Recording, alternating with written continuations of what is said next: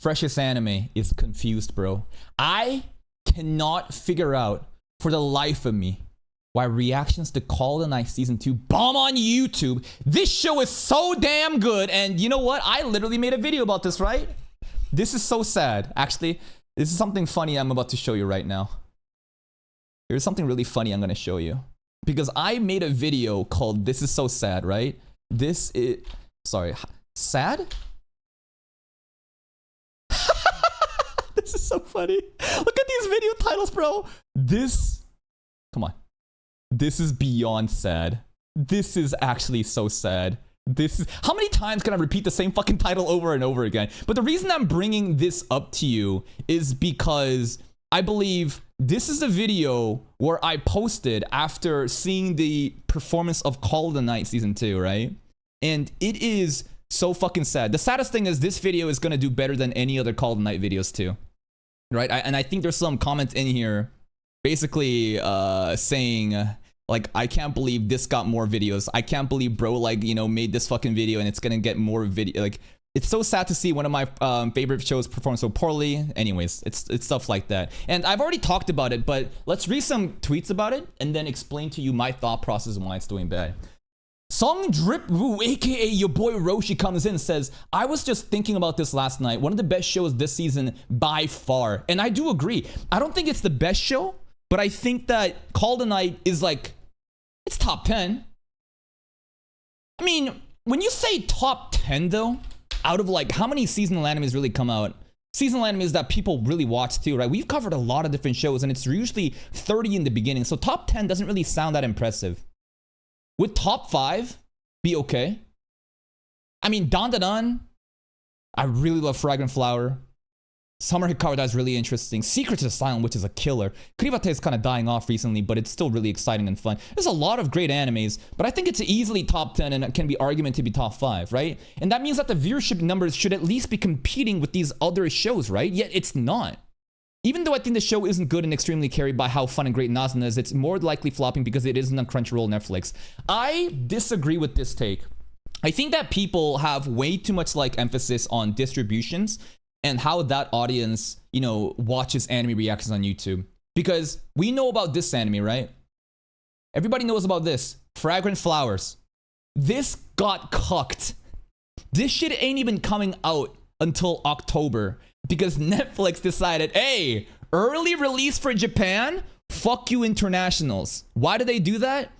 Personally, I think that there is some sort of like Japanese nationality. Kind of how like China also early debuts their episodes compared to the international audience. And hey, if you want Japan first at the sake of, you know, viewership and I guess just the success of it internationally, it is what it is. But to think that like a show like this that is getting fucked, and if we compare the viewership, right? Let's just compare the viewership for Fragrant right now. Fragrant. If you look at this shit's been killing it since day one. 11K, 7K, 9K, 7K, right? It's been dying down a bit because the shadow ban happens literally right over here. It's actually so fucking sad. You can tell exactly where the shadow ban happens. Anyways, right over here. And this, I'm bringing this up to prove that like, it doesn't matter if it's on High Dive. It doesn't matter if it's on Netflix. It doesn't matter anything. What matters is that the YouTube reaction anime people, they're mostly people that just watches it through pirating sites. Pirating is bigger than usual because distribution just fucking sucks across the board. Crunchyroll is always messing up. High Dive is removing stuff, blah, blah. And it's, most people, again, are not watching it from their, for the YouTube demographic specifically, I want to bring up, right? So I don't agree with this. I don't think it's in jail. Joe says, nah, season 2 is gas so far. The location thing shouldn't be an issue because we've seen huge success from High Dive shows already. Most likely because it's not on Netflix or Crunchyroll. Again, I don't think that really matters as much. I think that like, for really, I think it can help though, right? I'm saying that like not being on Netflix or Crunchyroll is like, that is going to hurt, but I don't think it's even the right demographic, and the difference I don't think is significant. Like Solo Leveling being on Crunchyroll, obviously it's gonna get the biggest fucking numbers, but I'm talking about just like bare viewership. Like right now, Call of the Night, how's it doing? The best episode was Here For Me.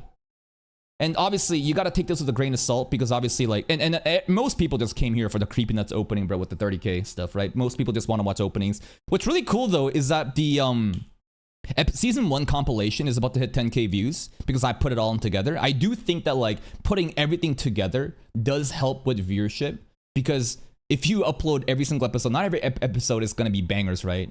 And because of that, not everyone's gonna be checking out every episode. There's gonna be significant episodes people care about. And you put everything into one video, suddenly everyone's gonna be watching not the entire thing, but selectively in it, and the whole format of everything in one place. People really like that shit.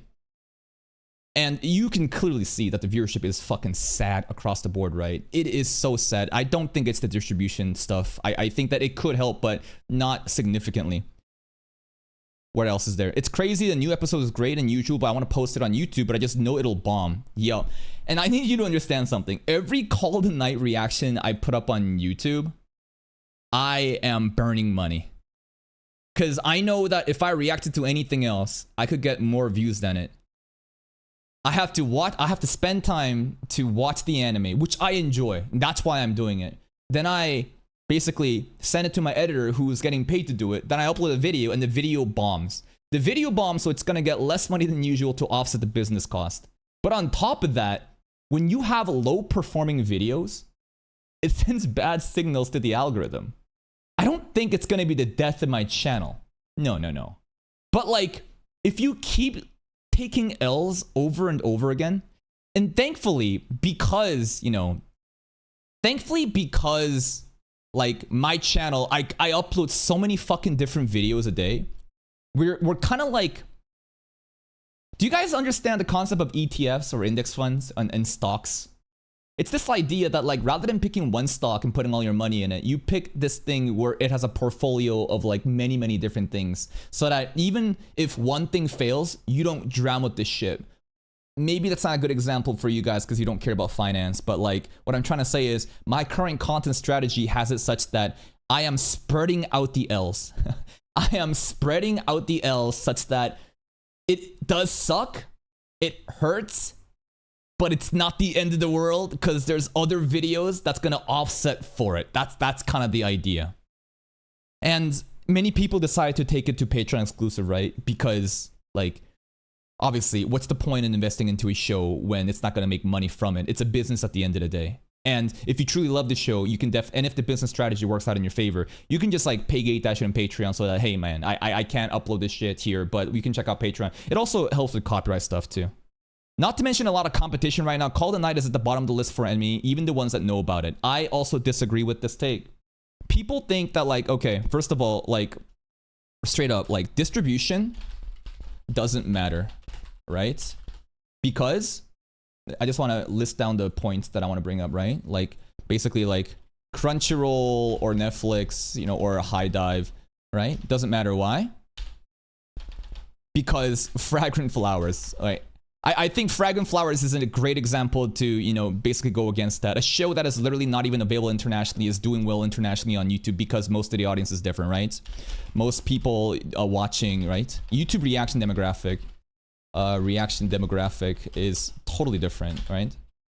Most people are just pirating. This notion that too many good shows, thus some shows do bad. I don't agree with this take either. Because first of all, let's acknowledge that like there are absolutely limited amount of time for people, right? There are limited amount of time for people in a day, and some people only have time to watch a couple shows at most, right? That logic makes sense to me. Yeah, it does. But here's the thing. People are thinking that like these shows are like happening every day. These shows are separated on day-to-day bases. I refuse to argue that like there's too many good shows, therefore another good show is not being watched. No, I think there's an entirely separate demographic for this too, right? This is a crazy fucking thumbnail. Anyways, if you know, you know. Basically, I want to bring you this example here. What you need to understand is that the audience is not a monolith, right? The audience is not a monolith as in like, I'm going to bring you two like circles here. I don't know. Let's do something like this, right? And on their left-hand side, let's say these are like Kaiju 8 enjoyers. Just I don't know. I don't know why Kaiju 8, but let's just imagine it's Kaiju 8 enjoyers, right? And here over here are Call the Night enjoyers. Do you really think that like the average Unga Boonga Battle Shonen enjoyer would like Call the Night too? I think some people could. And that's why this exists right over here, right? There's always gonna be an overlap. I intentionally chose this example though between these two animes because I think they're very different. Call the Night is a very like psychological drama with a lot of slice of life interactions too. That does have action, but it is not the same as Kaiju 8. I think Kaiju 8 is more akin to like Demon Slayer or even Solo Leveling. I think that slice of life drama, romance stuff is not really the same as Kaiju 8, therefore I picked it. And even though there is going to be an overlap between it, I think that there's going to be even more, you know, people that just don't really care about it. Like that. So, if you think about it, when you bring this example that there's too many good shows to watch, therefore other people aren't watching, not only did I give you the example that like even if there's a limited amount of time in a day, these shows are spread across different days of the week, it's also the fact that like these shows are so different that your example of too many good shows is only working off of this population right here and ignoring all of this shit. There has never been a case to me in terms of YouTube reactions where like basically what I'm trying to say is if a show is good, people will watch it. They will make time to watch it. If the show is bad or boring to them, and I'm not saying objectively bad, I'm saying in terms of like an enjoyability perspective, if people aren't enjoying it, they just simply won't watch, right? Different demographics, right? Demographic, also a case of different like shows spread out through the week. I don't agree with it, but there's also like people simply watch enjoyable shows. If it's not enjoyable, right? If it's enjoyable, people will make time for it. If not, then dropped. I think it's really that simple. And I'm not saying Call the Night is not enjoyable. It's very enjoyable to me. But when you really think about Call the Night, concept of momentum is so important. Momentum means every episode you need to carry through, you know, the hype. People need to be engaged week after week, right? Week after week. Most shows, when going into sequels, right? AKA future seasons, momentum hurts. That's always going to be the case, right? You're always going to have a lot of people in the beginning coming out and basically they'll watch everything, right? Hold on. Give me this. And I want to like bring you like a graph. I want to bring you a graph where basically this is like going to be time and viewership. And it's the same, and you guys have seen this over and over again from me, right? Where I explain to you like the life cycle of a show. In the beginning, it's so easy to do well. Everybody's talking about it, everyone's watching it, and they're checking it out. But after like the 4th week or so, it naturally dies down. And this is the new baseline. Over here, everybody is checking out new trends. New show, everybody's talking about it, let's just check it. Then this is like where people like decide, I want to keep watching, I don't want to keep watching. And this is a case for any show, but when you have 2nd season content, 3rd season content, you need to think about it like this. Now, it's these fuckers you're working with, and this may go down even more like that. You know what I mean? Now, if you take this concept and apply it to like a show like, I don't know, Demon Slayer, or like Danmachi, any shows that has multiple seasons, won't they get so low that like it doesn't matter at the end? Well, some shows like Demon Slayer, I think that, and Dandadan to an extent too, are so popular and so widely big that like the drop in viewership is not that significant. And it's so popular that like this does happen to a degree, but it's not so significant. And the new baseline those popular shows lands at is still so high that like we're not worried about it like Call the Night. But when it's like Call the Night, Here's the issue. Now I talked to you about like, you know, second seasons and stuff like that. I think S1 did a terrible job in hooking people in.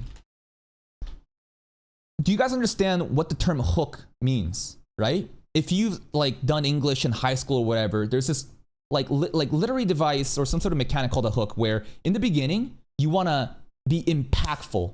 You want to immediately draw the audience with a hook, literally fishing hook, boom, hook that fish in, and then you need to keep it.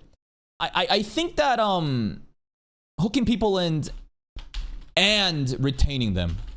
First episode, I think, for Call of the Night did pretty well. If we look at like, for example, let's see.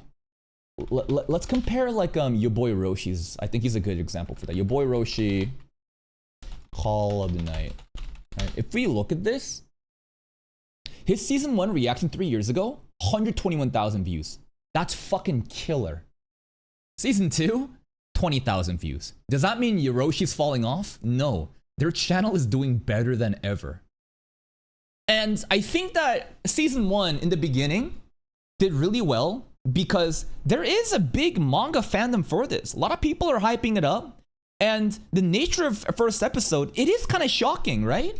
It's like this 14-year-old kid that doesn't want to go to school and gets groomed by a fucking vampire wearing booty shorts and nothing. And, you know, that is absolutely a hook. It's shocking. It's like, what the hell? And everyone's talking about it. And they're like, creepy nuts, man. Amazing opening, amazing ending, so stylistic. The nighttime vibes, the aesthetics, it's all there. You did the hook well. But then what happens in the next couple episodes? The next couple episodes is slice of life interactions with characters that is very meaningless to the mainstream audience. And they're very important if you want shit to go viral. After they hooked, I don't think they did a good job retaining. I think that the episodes leading up to when Nico and Kabura and Midori and the other vampire gets involved, that stretch, it's hard. It's painful. And listen, I'm not saying that the episodes are bad. But I'm talking about if you want to keep the average person engaged for that momentum to continue, I think season 1 did a terrible job, which is so unfortunate because what happens after we make it through that slow rut, my God, it gets fucking hype. We get to meet new vampires. We get to meet Anko, the craziest detective who's here to fucking vampire slay, and the vibes of the show changes. And then season 2 happens, and my fucking God, it is an absolute cinema. The director that worked on this, that also worked on the Monogatari series from Studio Shaft, he is killing it. It is stunning. But no one is appreciating it. Because it doesn't matter how good your show is. None of that shit matters. Who cares what the future arcs are? Trust me, bro. The next, just a couple more episodes. Trust me, bro. Next season, I'll be there and I'll probably be covering it. But in terms of everyone enjoying it on like a massive scale, the average person is not gonna go and do that shit. That's why I am so critical about even like Windbreaker, right? Even Windbreaker was like this too. And I think Windbreaker had many different issues in season 2. If you don't know, basically Windbreaker, I think season 2 started off really, really fucking strong. With the hype fights. I still hate the Keel members. But after that, it spent an entire month talking about feelings and LGBTQ issues because there's a character named... fuck, I forgot her name. Tsubaki.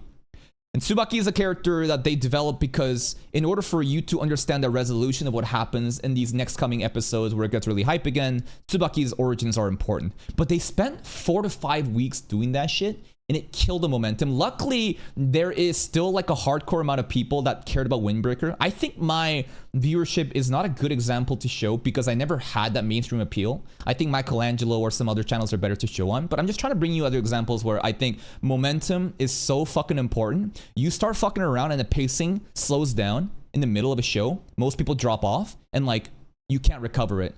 Like once this drop off happens, you can't expect these people to come back. Very rarely does a show return to its height like that. Sometimes there's cases when something so fucking ridiculous happens, something so insane happens that like people care more about it and comes back to watch it.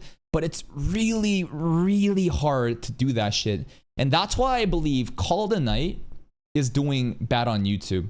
Not because of the distribution channels, not because there are many other fun shows happening, but simply because people got filtered out by the slow pace in the middle of season 1 and they dropped it before it even got good. Womp womp. I hope that you understood something more from me about, you know, these analytics. And I'm not saying that like what I'm talking about is absolute. I'm literally, these are just my opinions, right? I'm just talking shit. But at the very least, like my opinions are backed on just years of obsessing over analytics and looking at trends and looking at what shows do well, what shows do bad, why do they do well, why do they do bad. You know what I mean? So hopefully you understand this and realize that I'm not just talking random shit. There is reasons for why I'm saying this shit.